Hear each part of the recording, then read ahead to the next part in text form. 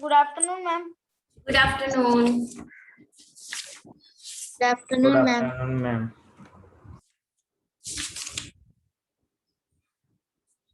Chalo, today we will start with 6th chapter.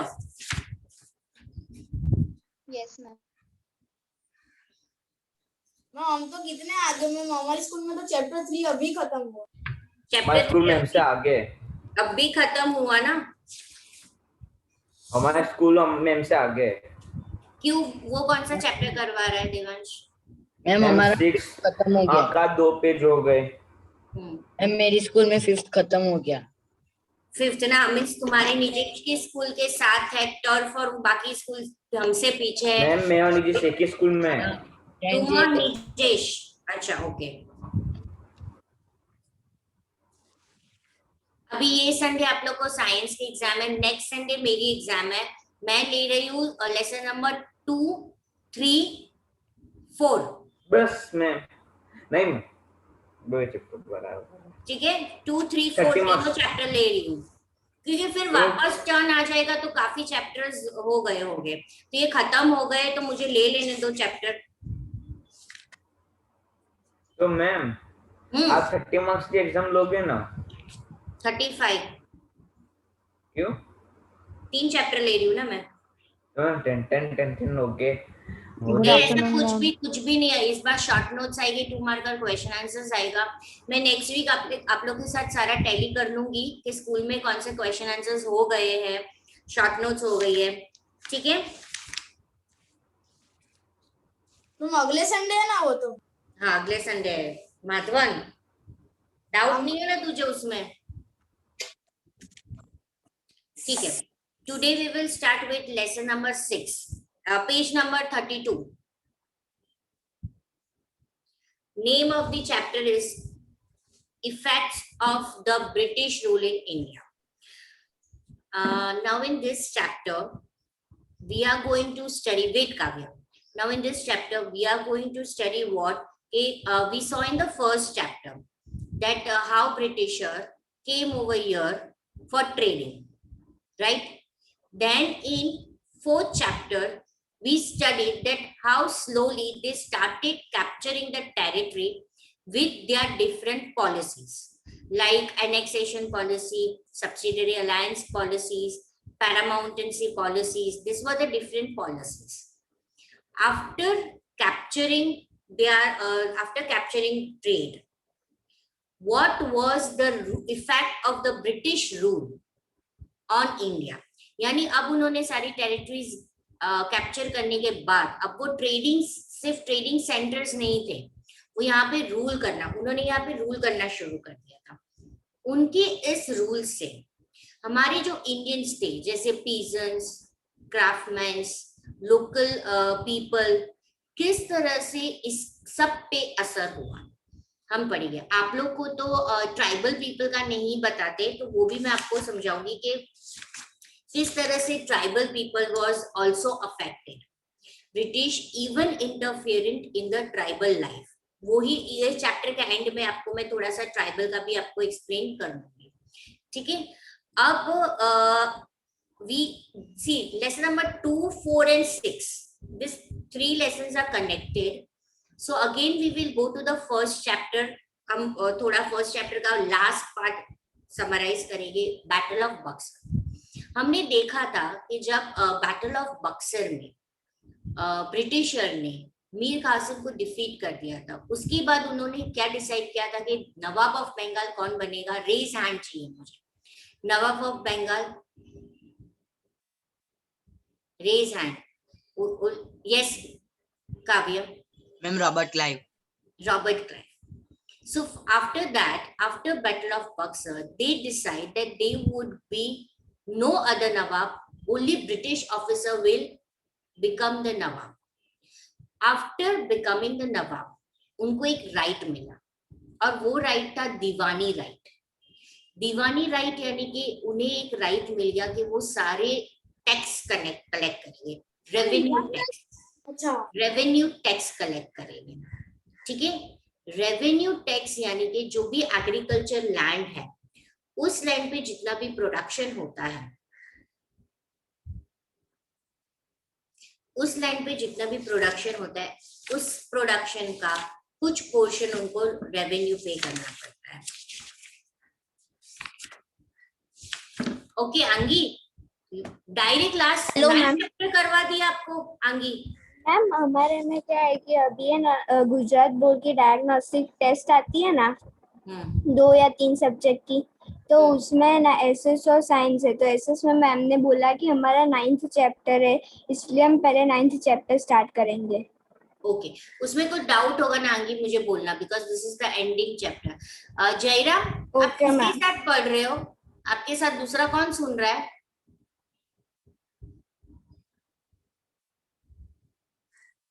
आपके साथ दूसरा कौन सुन रहा है बेटा? मुझे दिख रहा है you are sharing your ear plug with someone. With whom you are sharing बेटा?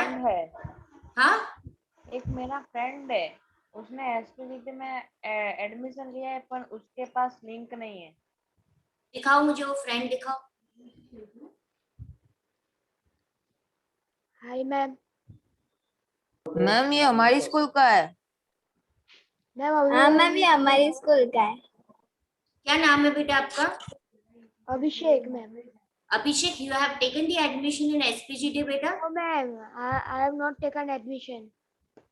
You have not taken admission बेटा? No ma'am, I am trying to taking admission but his fees was large. क्या हो गया? Mummy papa ना बोला admission. Mummy papa ने मना कर दिया कि एडमिशन नहीं लेना है और आपको एडमिशन लेना है। हाँ मैम, क्योंकि मेरा first tuition was at Pragati Nagar.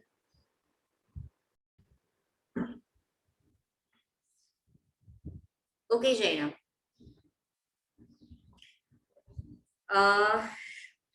Yes whatever I ma'am आप मैम बता रहे थे कि मैम मेरे को बता रहे कि मेरा कोई डाउट हो तो आप हाँ ये सांगे, अगर आपको कोई भी डाउट है ना तो आप मुझे पूछ लेना बाद में, ठीक है? Because it is the concluding part of this book.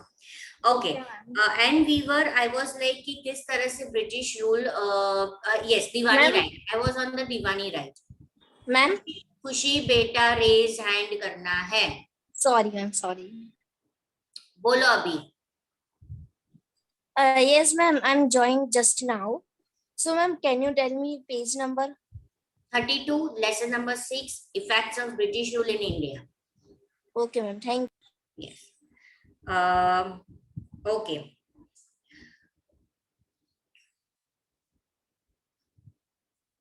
Deewani right उन्हें मिल गया था, यानी रेवेन्यू कलेक्ट करने का पूरा राइट मिला था। अब ब्रिटिशर को रेवेन्यू क्यों कलेक्ट करना था? See that was their source of income. वो चाहते थे मैक्सिमम इनकम वो हमारे इंडिया के पास से लेंगे और वो रेवेन्यू ही था।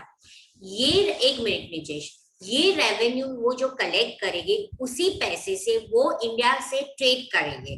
वो ब्रिटेन से कोई भी गोल्ड और सिल्वर अभी मंगवाना नहीं चाहते थे। इंडिया से रेवेन्यू कलेक्ट करके ट्रेड का खर्चा, अपने ट्रूप्स का खर्चा, सारा खर्चा वो इस तरीके से निकालना चाहते थे, सारे एक्सपेंस इस तरीके से वो करना चाहते थे। And that is the only reason they wanted to gain more and more territories. Yes Nijesh बोलो क्या डाउट है? मैम रीड करना था। अच्छा रुको रुको, टाइम है अभी, तुम करना पहले, रुको। Okay so in this we will study कि किस तरह से agriculture was affect, social life was affect, trade and industry was affect and there were few changes. Again जैसे हमने डेलहाउसी रिफॉर्म पढ़ा था ना कि introduction of railway line, telegram, then what was the introduction? Post and telegram, universities. Again we will see the compulsory introduction, compulsory English education. वो किस तरह से उन्होंने इंडिया में इंट्रोड्यूस किया, क्यों किया और कैसे किया। So page number 32.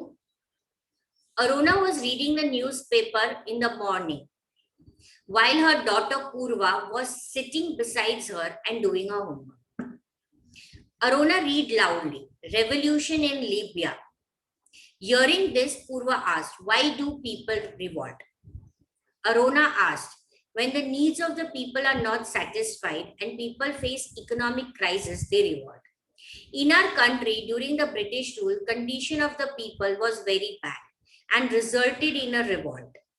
Let me tell you about the life of the Indians at that time. ठीक है, अब रेवोल्यूशन और रिवॉल्ट यानी कि कोई भी चीज के खिलाफ बोलना जब आप खुश नहीं होते हो।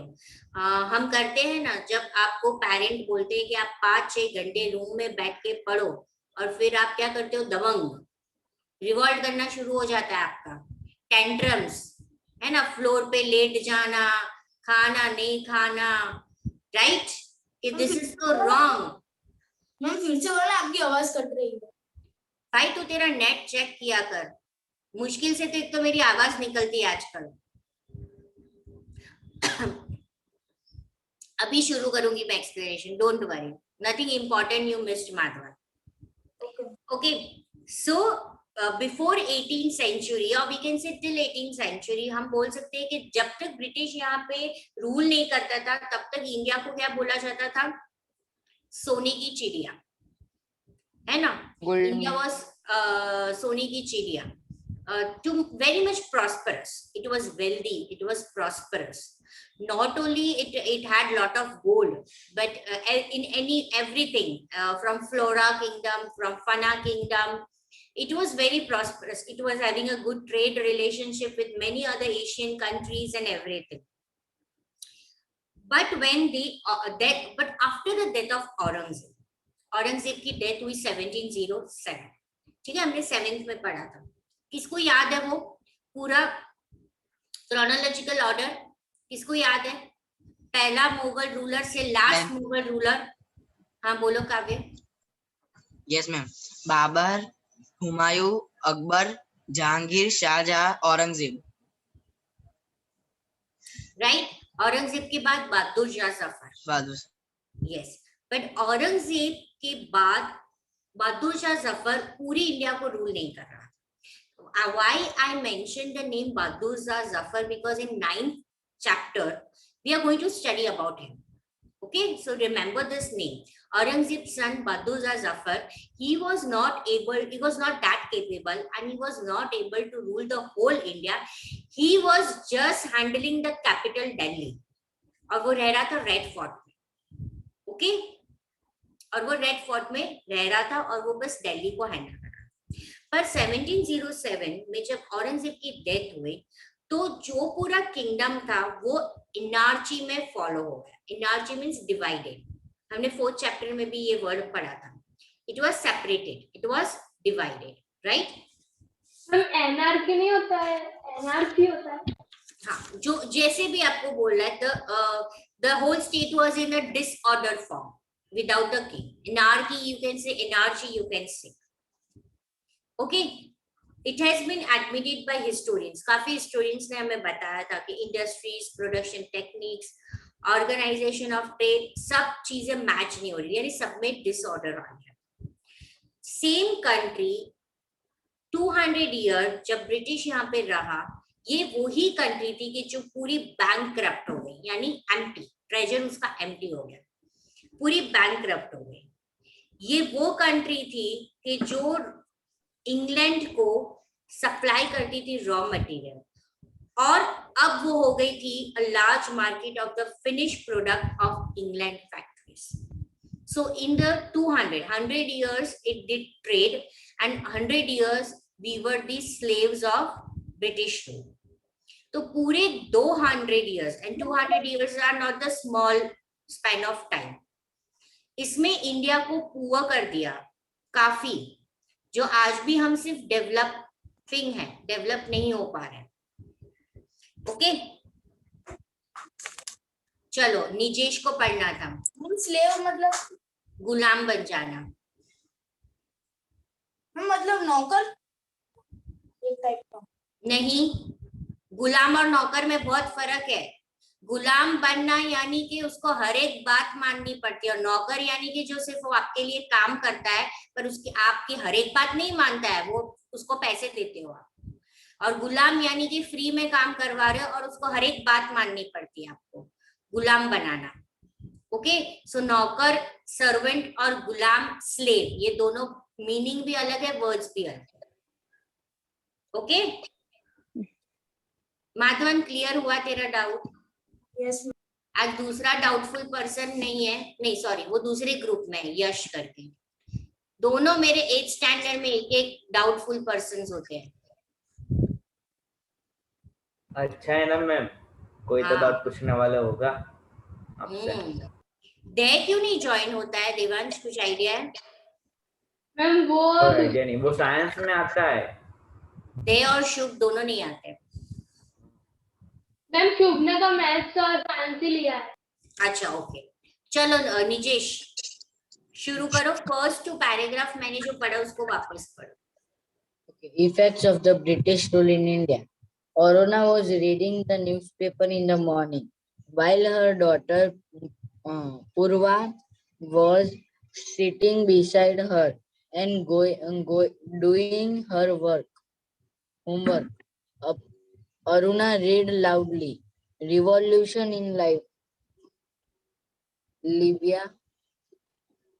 And hearing this, Purva asked, "Why do people revolt?"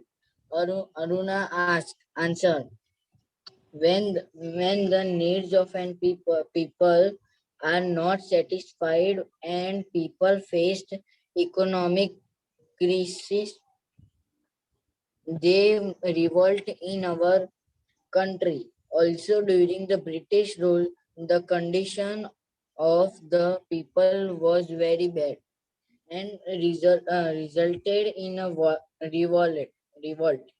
Let me tell you about the life of the Indians at that time. Ma'am पढ़ू? यस निजेश, आपको पढ़ना है और माधवन वो पैराग्राफ, सेकंड पैराग्राफ एक्सप्लेन करेगा। माधवन। हाँ मैम। निजेश अभी सेकंड पैराग्राफ पढ़ रहा है, आपको वो मुझे एक्सप्लेन करना है।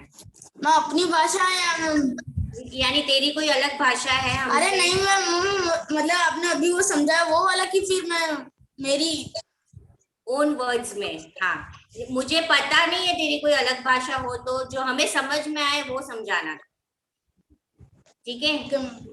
Okay.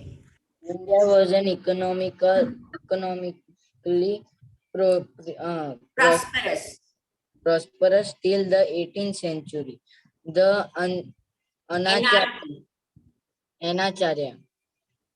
Anacharya that followed the death of an Aurangzeb too could not weaken it. It has been admitted by historians across the world that the industry's production techniques and the organization of trade in India were unmatched at that time. The same country, India, became poor and bankrupt during the nearly 200 years of the British rule. Bankrupt मतलब treasure उनकी खाली हो जाना, पैसे खत्म हो जाना। It became the country that supplied raw material to the factories in England and offered a large market for the finished products of the factories in England. Yes, Madhavan. Explain us. तो ma'am India एक economic और मैं एक minute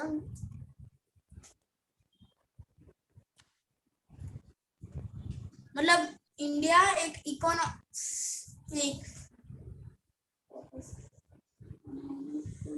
हाँ विजेश, जिसको भी किसी और को एक्सप्लेन करना हो वो रेज हैंड कर सकता है।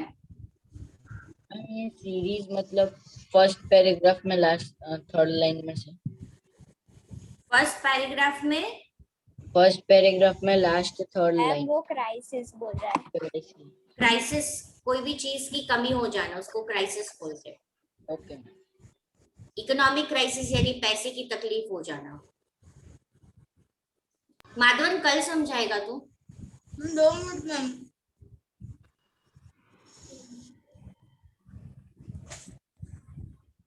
मैम मतलब ये कहना चाह रहे हैं मैम, जब इंडिया मैम औरंगजेब की डेथ हुई तब तक थोड़ा बहुत इकोनॉमिकली अच्छा, मतलब हाँ अच्छा था, पैसे हमारे पास बहुत थे।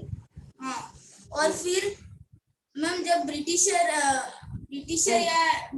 आए, मतलब वो फिर हमारी कंट्री में से मतलब एक टाइप का लूटने लगे, मतलब क्या लूटने लगे?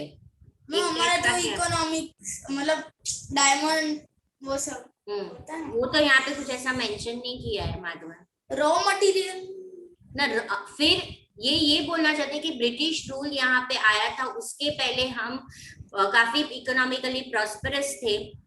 ब्रिटिश रूल जब यहाँ पे 200 इयर्स तक रूल किया तो हम काफी इकोनॉमिकली वीक हो गए, और फिर इंडिया एक ऐसी कंट्री हो गई जो चीप रॉ मटेरियल इंग्लैंड को सेल करता था, और फिनिश प्रोडक्ट का बड़ा मार्केट इंडिया में होता था। Okay, who else would like to explain?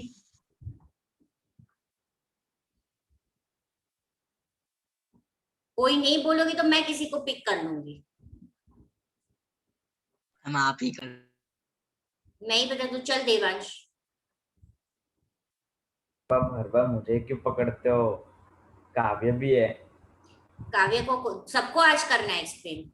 मैं करूं? मेरे को चलेगा, मैंने तो वैसे भी एंट्रीज किया। तो देवांश नेक्स्ट पैराग्राफ कर। आज सबको मेरे एक्सप्लेनेशन के बाद आज सबको एक एक करना ही है, जरूरी है। तो प्लीज, तो मुझे पता चलेगा कौन कितना अपने आंख के साथ साथ कान भी खुला रखता है। Abhimanyu, would you like to try?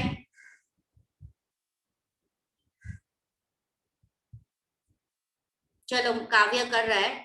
अब सेकेंड पैराग्राफ सब ध्यान रखना, मैं किसी को भी बोल सकती हूँ। Yes ma'am. India was economically prosperous till the 18th century. मतलब मैम इंडिया इकोनॉमिकली बहुत पैसे वाली कंट्री थी, बहुत रिच कंट्री थी टिल 18th सेंचुरी तक, जब तक औरंगजेब था इंडिया का रूलर। फिर मैम बाद में the anarchy that followed the death of Aurangzeb too could not weaken it.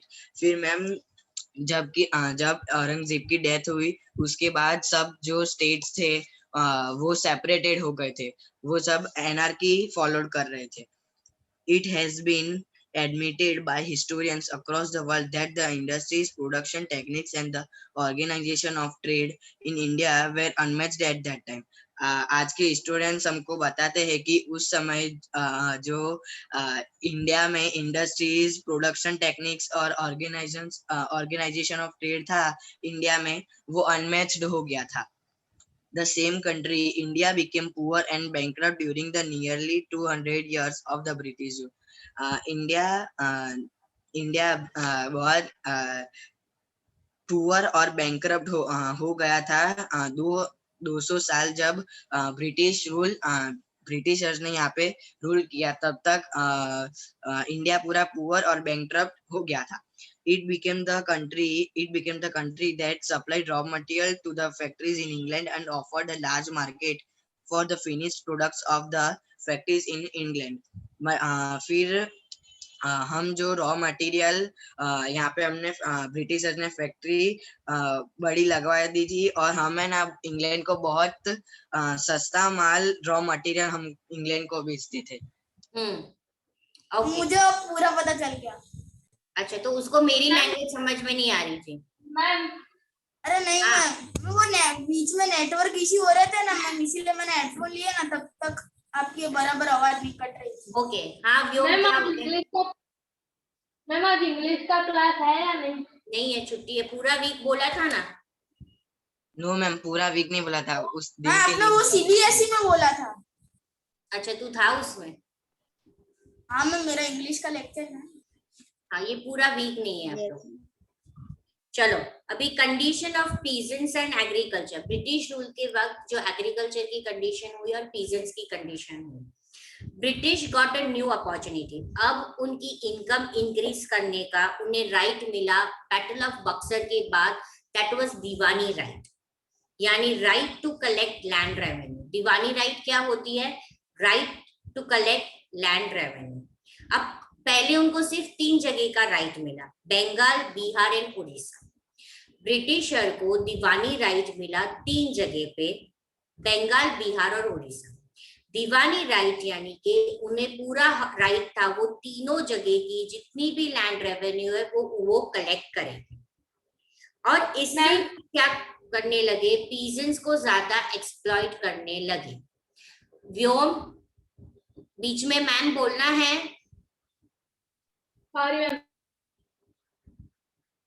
बोलो क्या डाउट है। मैम फर्स्ट लाइन फिर से समझाओ ना। और बीच में मैम मत बोला करो। आंगी, आपको क्या डाउट है। पीजेंट का मतलब क्या होता है। फार्मर। ब्रिटिश को एक अपॉर्चुनिटी मिली। कैसे अपॉर्चुनिटी मिली? After battle of Buxar when they decided that no will be the nawab, they himself the British officer will become the nawab of India, Bengal. उसके बाद उनको दीवानी राइट मिली। दीवानी राइट यानी कि जो भी टेरिटरी के वो नवाब है, वो टेरिटरी का उनका जितना भी रेवेन्यू है वो उनको मिलेगा, वो यूज करेंगे उसको। ठीक है, इस तरीके से उन्होंने बंगाल, बिहार और उड़ीसा का रेवेन्यू कलेक्ट करना शुरू कर दिया। दीवानी राइट उनको मिल गया। ठीक है, अब उन्होंने शुरू कर दिया पीजेंट्स। यूजुअली पीजेंट्स होते हैं जिनकी खुद की लैंड नहीं होती है, इसलिए उन्हें फार्मर नहीं बोला जाता है, पीजेंट्स बोला जाता है। जिनकी खुद की लैंड नहीं होती है या छोटा पोर्शन ऑफ लैंड होता है, जो पुअर होते हैं, इसलिए उनको पीजेंट्स बोला जाता है। मैत्री का डाउट था, increase their income after the acquisition of Deewani right. Acquisition यानी हक मिल जाना। ओके,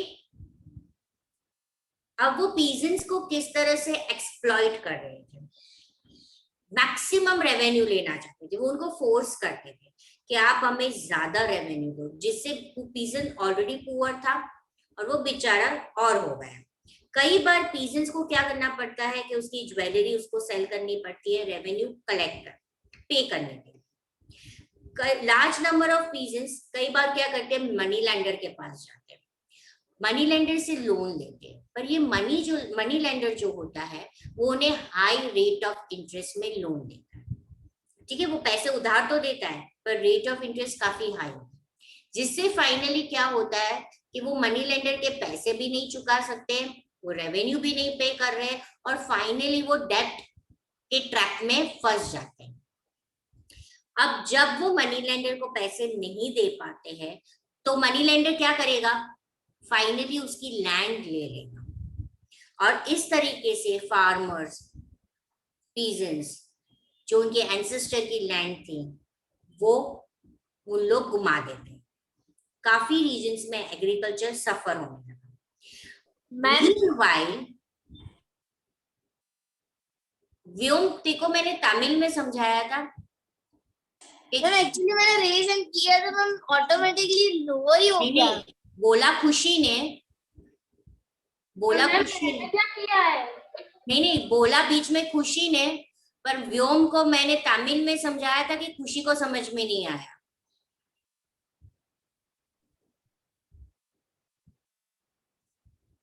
क्या हो गया खुशी, गलती से हो गया? दिवंश तुझे डाउट है बेटा? आप जब पीजेंट का मीनिंग समझाए थे ना, तो अब आपकी आवाज क्रैक हो रही थी, इसलिए मुझे अब नहीं हो रही है ना? नहीं। हाँ, पीजेंट्स का मतलब होता है कि जो स्मॉल एग्रीकल्चर लैंड होल्डर होते हैं ना, जो गरीब फार्मर्स होते हैं, जो पुअर ऑलरेडी पुअर होते हैं, उनको पीजेंट्स बोलते हैं। ठीक है, आंगी तेरा डाउट क्या है बेटा? मैम डेब्ट ट्रैप मतलब उसको हम गुजराती में क्या बोलते हैं? ब्याज। ब्याज नहीं, क्या बोलते हैं? लोन। लोन नहीं, लोन तो यानी कि उधार लिया तूने किसी पैसे पर, तू वो उधार चुका नहीं पाई तो तू कर्ज में दब जाते हैं ना, वो हम चुका नहीं पाते कर्ज, राइट? मेरा भी वही सेम डाउट था।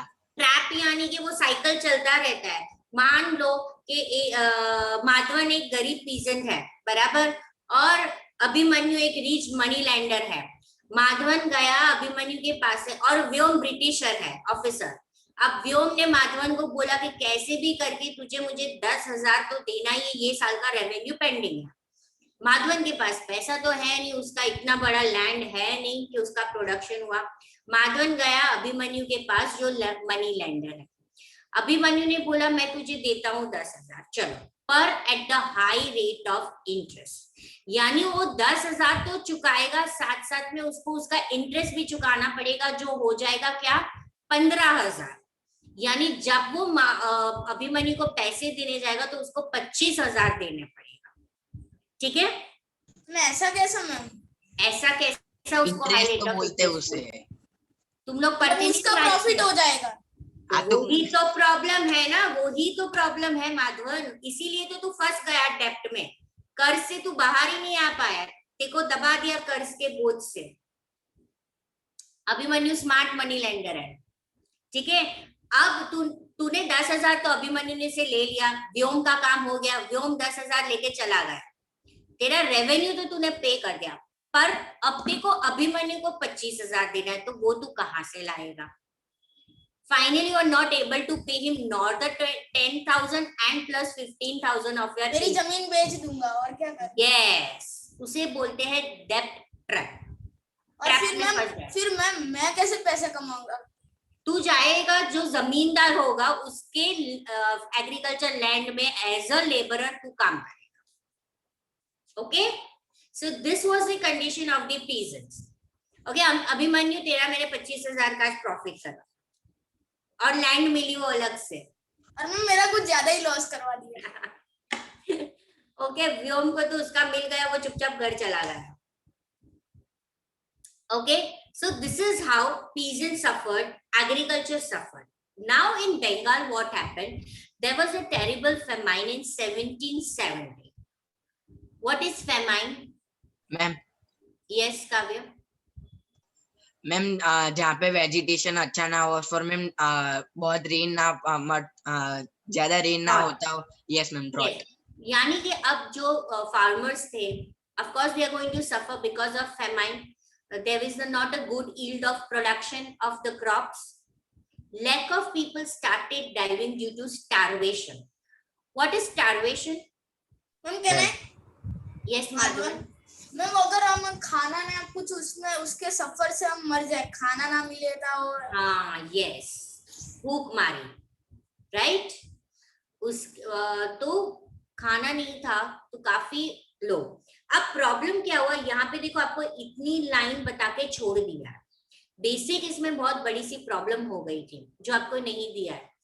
जब ये फेमाइन हुआ तो ब्रिटिशर का मेन इंटरेस्ट होता है कि ये जो लोग स्टार्व कर रहे हैं उनको रिलीफ यानी खाना पहुंचाए। इसके अलावा ब्रिटिशर का पूरा ध्यान कहाँ पे था? World war 1।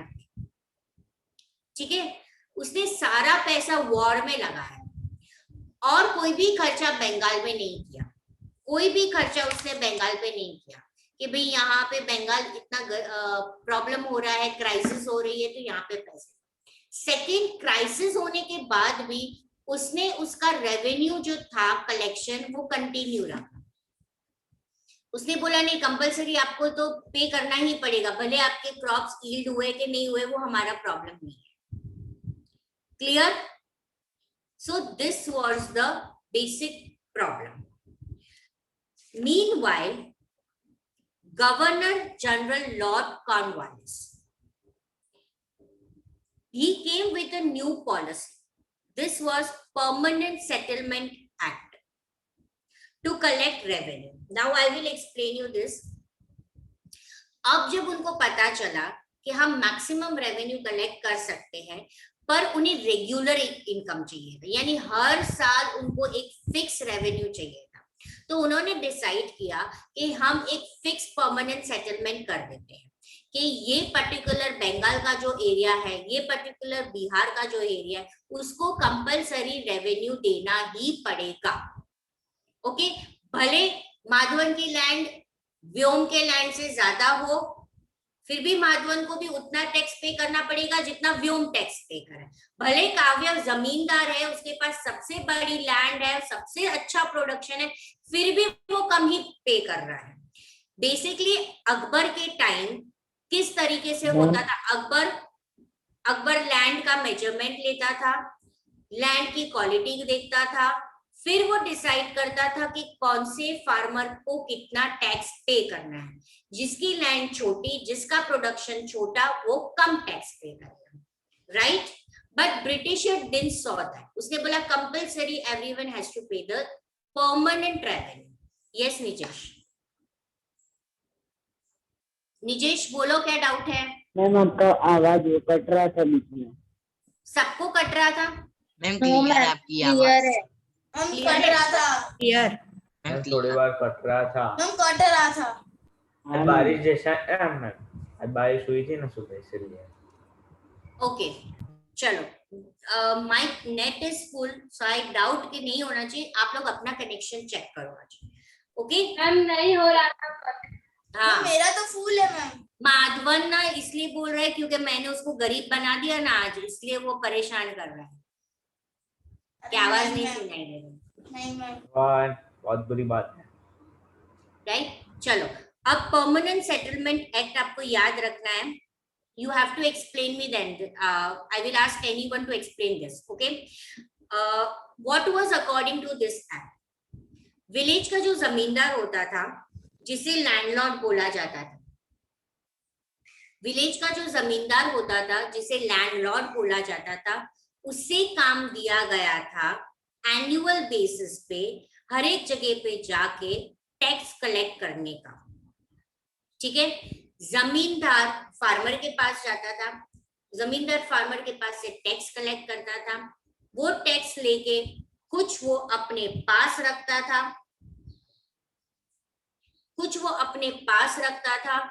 और वो कुछ अमाउंट वो ब्रिटिशर को देता था। कुछ पार्ट जमींदार अपने पास क्यों रखता होगा? उसका घर चलाने के लिए।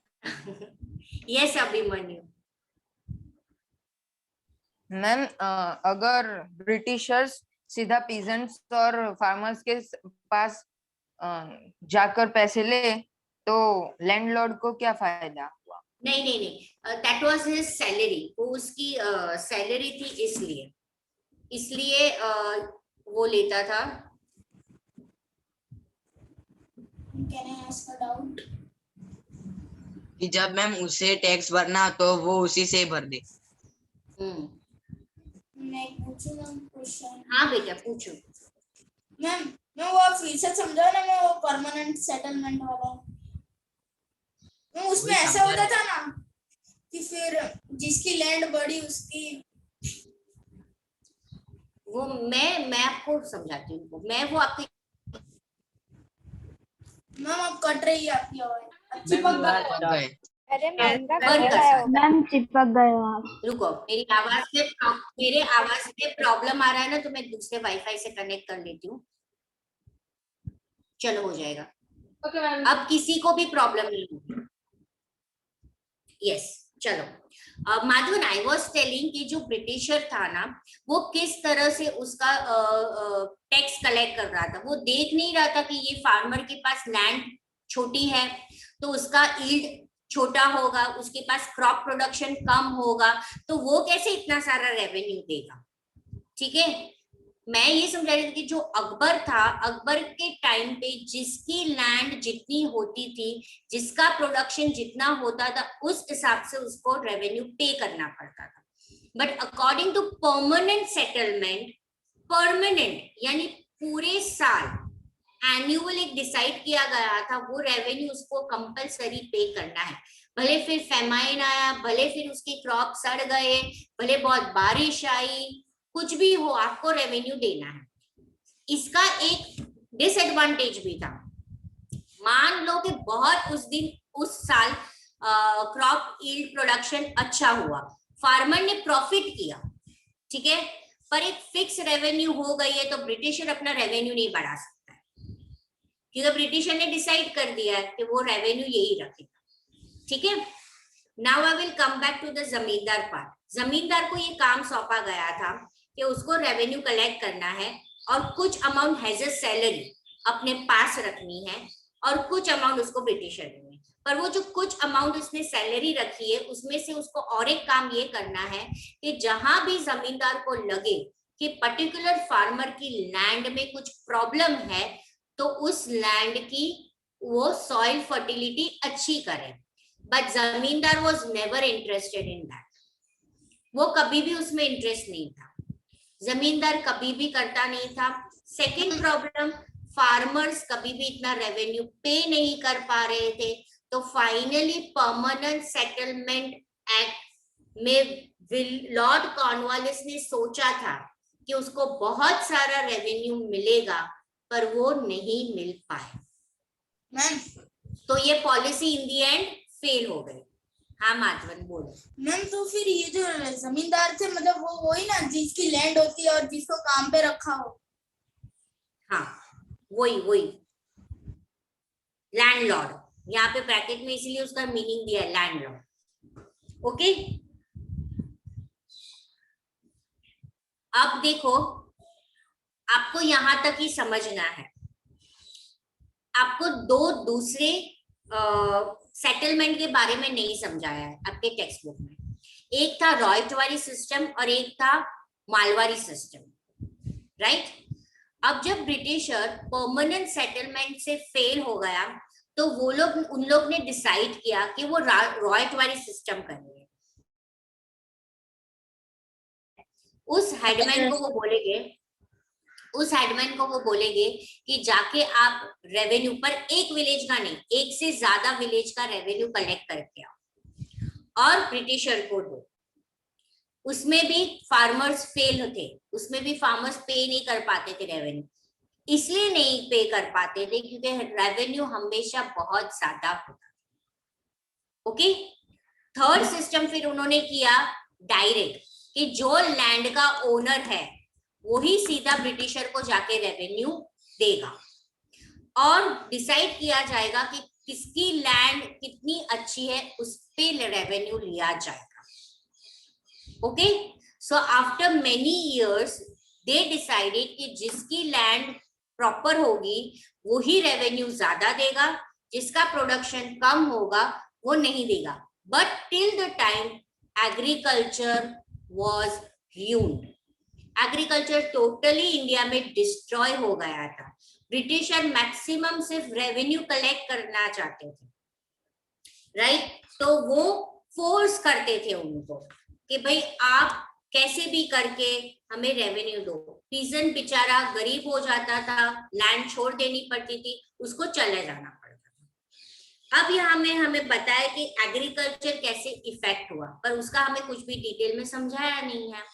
एग्रीकल्चर कैसे इफेक्ट हुआ, फिर ब्रिटिशर ने रेवेन्यू के साथ साथ दूसरा फार्मर को फोर्स करने लगे। इंग्लैंड में जो क्रॉप की डिमांड होती है वो क्रॉप जबरदस्ती वो ग्रो करवाने लगे, ठीक है। They started forcing British farmers to cultivate those crop which were in demand in England. For example, indigo. Indigo was such a crop which was used for dyeing. कपड़ों को डाई करने के लिए इंडिगो यूज होता था, ठीक है। अब ये प्लांट जो है इंडिगो प्लांट, ये जब भी फार्मर अगर उसके एग्रीकल्चर लैंड में कल्टीवेट करता था ना तो उसकी पूरी सॉइल फर्टिलिटी चली जाती थी, जिसके बाद वो दूसरा कोई भी क्रॉप नहीं ग्रो कर पाता था। ब्रिटिशर ने काफी फोर्स किया फार्मर्स को बंगाल में इंडिगो ग्रो करने के लिए। हम सेमेस्टर 2 में पढ़ेंगे चंपारण मूवमेंट ऑफ महात्मा गांधी। ये चंपारण मूवमेंट महात्मा गांधी ने इंडिगो पे ही किया था, जब वहां के चंपारण में लोगों को फोर्स किया जाता था इंडिगो ग्रो करने के लिए, right. They were forced to grow and Gandhi ji did their Champaran movement. Till that Bengal में ये शुरू हो गया था इंडिगो ग्रो करने के लिए। अब वो क्या करते थे इंडिगो के लिए, वो लैंड में उनको फोर्स करते थे। काफी ब्रिटिश ईस्ट इंडिया कंपनी के ऑफिसर्स होते थे, वो बन गए थे प्लांटर यानी कि जो भी पर्सन होता है वो डायरेक्ट जमींदार के पास से लैंड रेंट पे लेता है। रेंट पे लेने के बाद उस लैंड पे वो पीजेंट्स को हायर करता है कि आप इस पे इंडिगो कल्टीवेट करो। राइट, पर वो पॉसिबल नहीं हुआ क्योंकि जब इंडिगो ग्रो करना था उसी वक्त सबको राइस ग्रो करना था। सेकंड, इंडिगो के लिए बहुत बड़ी लैंड चाहिए होती थी जो ऑलरेडी सबने ऑक्यूपाइड कर दिया था राइस कल्टीवेशन। फिर दूसरे मेथड के साथ वो लोग आए। दूसरा मेथड ये था कि डायरेक्ट उन्होंने फार्मर को बोला कि हम आपको लोन देते हैं और हम आपको सीड देते हैं इंडिगो के, सब कुछ हम आपको देते हैं और आपको आपके लैंड में इंडिगो ग्रो करना है। कुछ साल तक फार्मर ने किया, पर जब फार्मर ने बोला कि अब हमें इंडिगो नहीं ग्रो करना है, अब हमें राइस ग्रो करने दो, हमारी लैंड की क्वालिटी खत्म हो रही है, तो ब्रिटिशर उनको फोर्स करने लगे। और उसके बाद बहुत बड़ा बंगाल में रेबेलियन हुआ, इंडिगो रेबेलियन, ब्लू रेबेलियन। लोगों ने मना कर दिया, ब्रिटिश ऑफिसर को मारने लगे, उनके जो बॉडीगार्ड्स थे लथियाल्स सबको मारने लगे। इस तरह से इंडिगो ग्रो होना बंद हुआ। चंपारण में हो रहा था, वो बंद किया गांधी जी, पर तब तक एग्रीकल्चर डिस्ट्रॉय हो गया था इंडिया में। Okay, clear? Yes. Yes. Now listen, Kavya, you have to read condition of peasants and agriculture during British rule.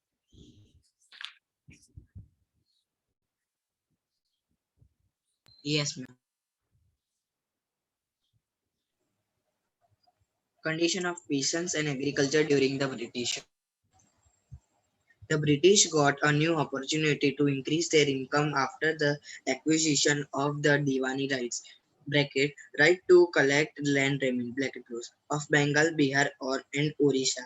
They started exploiting peasants to earn more revenue, and as a result, the peasants became poorer.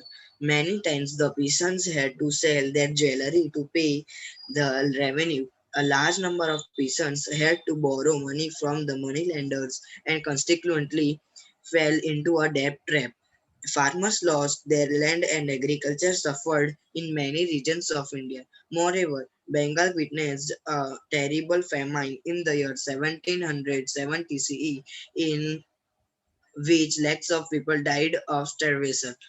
Governor General Lord Cornwallis enforced Permanent Settlement Act in order to collect revenue. As per this act, the company fixed the revenue on an actual basis. The zamindars, landlords, were given the permanent rights of land and revenue collection. This is how a class of landlords loyal to the company was created. This act also ensured the income of the company. Against this, the peasants who worked hard in the hot sun to cultivate the land and grow crops were exploited. Okay, Kavya, can you explain? Yes, ma'am. The British got new मतलब ma'am जब Britishers यहाँ पे rule करने लगे तो ma'am उनको एक right भी मिल गया जिसका नाम था दीवानी राइट। और मैम उसमें क्या होता है, वो राइट टू कलेक्ट लैंड, वो लैंड रेवेन्यू कलेक्ट करते थे। और मैम उन्होंने सबसे पहले स्टार्ट बंगाल, बिहार एंड उड़ीसा में किया था। They started exploiting peasants to earn more revenue and as result the peasants became poorer. और मैम वो पीसन्स को ऐसा बोलते थे कि उन्हें जितना रेवेन्यू डिक्लेयर किया है कि इतना देने का, तो पीसन्स को भी इतना देना पड़ता था, उसके उनके पास छोटी लैंड हो तो भी। तो मैम उसके बाद पीसन्स पुअर और मतलब जो पीसन्स है बहुत वो पुअर होने लगे। Many types the peasants had to sell that jewellery to pay the revenue. फिर मैम उसी से पीसन्स को मैम अपनी ज्वेलरी और अपनी लैंड भी बेचनी पड़ती थी। A large number of peasants had to borrow money from the money lenders and constitutive fair into a डेब्ट ट्रैप। और मैम उसी वजह से पीसन्स को मैम मनी लोन लेना पड़ता था मनी लेंडर से। और फिर मैम वो जो उन्होंने लोन लिया था वो चुका नहीं पा रहे थे, इसीलिए ma'am farmers lost their land. इसी वजह से फार्मर अपनी लैंड भी गवा देते थे और एग्रीकल्चर सफर होने लगा। Moreover, Bengal witnessed a terrible famine in the year 1770 CE, in which lakhs of people died of starvation. और मैम उसी वक्त बंगाल में फेमाइन आया इन द ईयर 1770 CE, और उसमें बहुत सारे पीपल स्टारवेशन की वजह से मर गए. मैम उसके आगे भी करूँ ना? यस नहीं, बस अभी आगे कोई और करेगा. माधवन, कुछ डाउट है?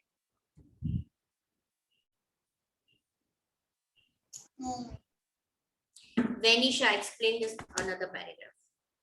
Yes, ma'am. Governor General. Cornwallis. Yes, ma'am. Ma'am, the Governor General enforced the permanent settlement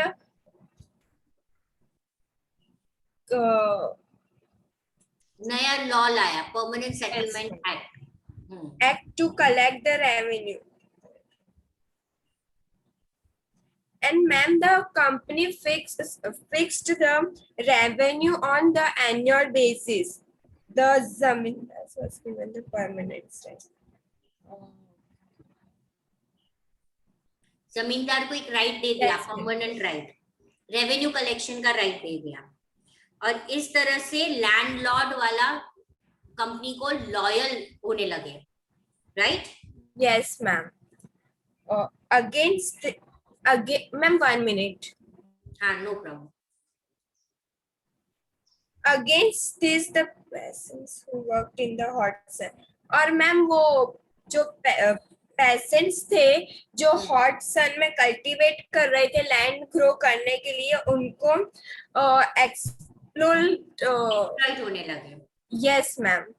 जमींदार उनको परेशान करने लगे. ठीक है. Devansh, can you try this paragraph, permanent settlement act?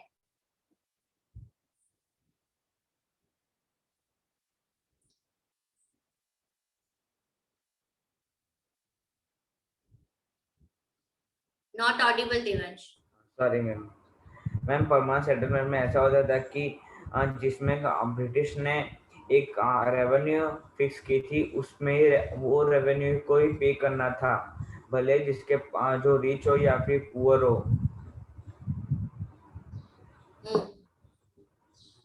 किसको कलेक्ट करना था? पर अगर ये मैं आपको 2 मार्कर में पूछूंगी तो आप कैसे आंसर करोगे इसको? Permanent settlement act was introduced by lord Cornwallis. According to this act, a revenue was fixed on the annual basis. Zamindars were given the permanent right of the land and to collect the revenue. This is how the landlord became loyal to the company, and they give the fixed income to the company. But peasants who worked in the hot sun to cultivate land were exploited. Yes, Preeta, can you try? Yes, ma'am. Ma'am, आप लोग को सिर्फ आज SS है, हाँ ना? मैंने आपको पहले भी बोला था. Yes ma'am. Yes, Preeta, can you try? yes, ma'am. Ma'am, ये नीचे वाला paragraph. Yes, permanent settlement. This can be asked in the 2 marker.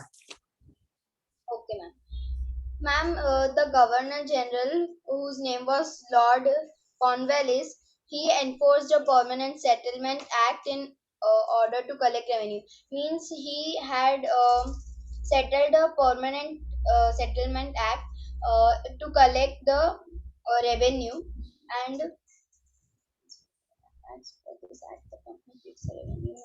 On the annual basis. Ma'am, Who so was given the work? किसे collect करना था revenue? ma'am, the zamindars, that also known as ma'am landlords. can I? Wait, Abhimanyu. So they were given the work to collect the revenue and revenue collection. This is how the class of landlords loyal to the company was created. Ma'am, so by this way, ma'am, कोई नहीं, चलो. I am ending this session. आपको English नहीं है, next lecture में सबको ये permanent settlement read करके आना है. मैं किसी को भी पूछूंगी एक्सप्लेन करने के लिए. Okay ma'am. Ma'am, there is ma'am. not a Bye, English ma'am. lecture. Have a nice day. Ma'am. Yes. Nice day, ma'am. Ma'am, Ma'am, there is Have not a a nice English day. lecture. Thank you, ma'am. There is no English lecture today, and Sunday you are having science exam. Okay. Okay, ma'am. Okay, Bye, ma'am. everyone. Bye. Bye, ma'am. Have a nice Bye, day. ma'am. Have a Bye, nice